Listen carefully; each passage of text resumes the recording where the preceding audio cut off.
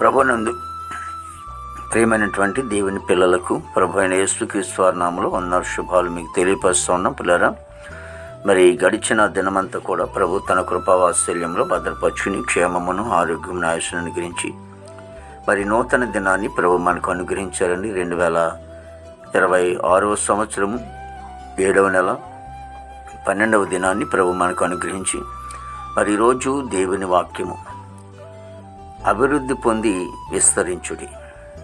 ఇర్మీయా గ్రంథము 3వ అధ్యాయము 16వ వచనం. వాక్యం నమ్మదగినది, పూర్ణాంగీకరణకు యోగ్యమైనది.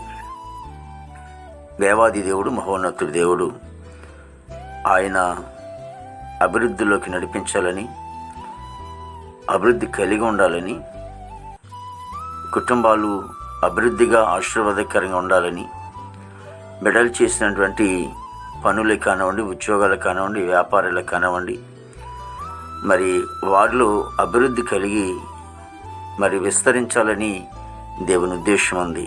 అంతేకాదు, దేవుని పిల్లలైనటువంటి వారు అంటే యేసు ప్రభుని తెలుసుకొని దేవుని మందిరానికి వెళ్తూ మరి ఇంకా దేవుని సన్నిధిలో కూడా అభివృద్ధి కలిగి ఉండాలని కూడా దేవుని ఉద్దేశం ఉంది.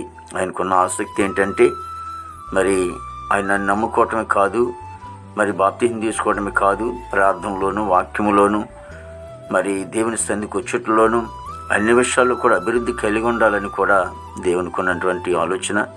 కాబట్టి ఇంకా మీరు అభివృద్ధి కలిగి ఉండాలంటే దేవుని మందిరం రండి. దేవుని తెలుసుకున్నటువంటి వారు అన్ని విషయాల్లో కూడా అభివృద్ధి పొందొచ్చు. మరి దేవుని రాజ్యం మనకు సిద్ధపాటు కలిగి ఉండండి. మహాపరిశుద్ధుడు, ప్రేమగల తండ్రి, కృపలేసునికి వందనాలు, స్తోత్రాలు, స్తుతులు చెల్లిస్తున్నాం ప్రభు. గొప్ప దేవునికి వందనాలు తండ్రి.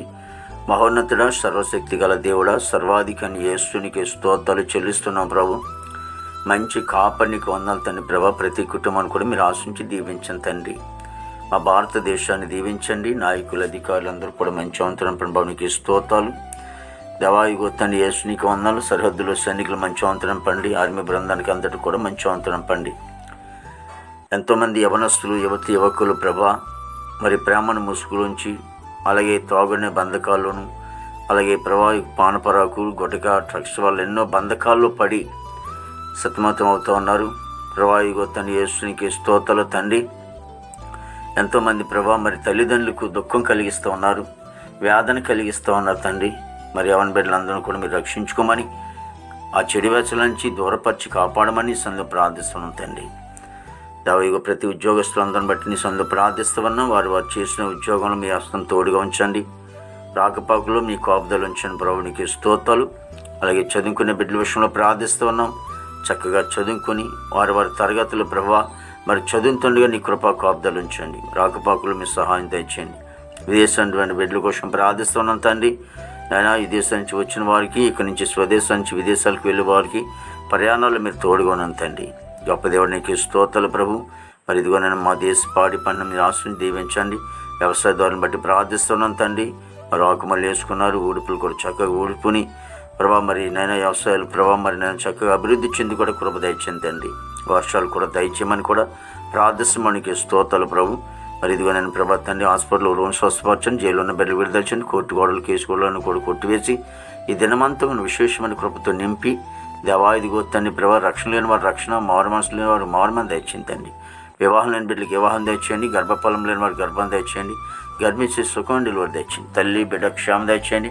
సంఘాలు ఉపవాస ప్రార్థన జరుగుతుండగా ఆశీర్వాదకరంగా జరిగించుకుని సంఘ క్షేమాభివృద్ధి కొరకు ముందుకు నడిపించండి ప్రభా. ఈ దినమంతా విశేషమైన కృపతో నింపి నామనికి మాత్రం మహిమ తెచ్చుకోండి. యేసుక్రీస్తు నామములో అడుగుచున్నాం తండ్రి. ఆమేన్, ఆమేన్, ఆమేన్.